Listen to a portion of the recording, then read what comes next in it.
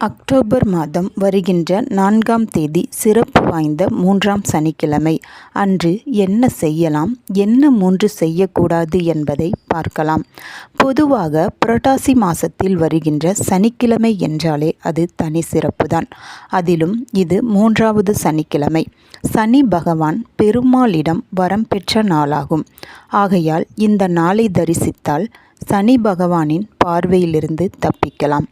இன்று மாவிளக்கை பெருமாளுக்கு படைத்தால் செல்வ செழிப்பை பெறலாம். அனைத்து நோய்களும் விலகும்.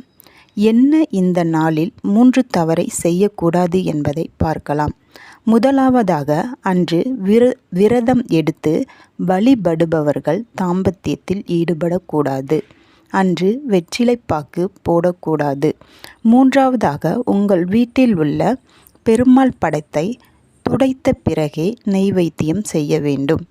உங்களுக்கு பெருமாள் பிடிக்கும் என்றால் கமெண்ட்ஸில் ஓம் நமச்சிவாயா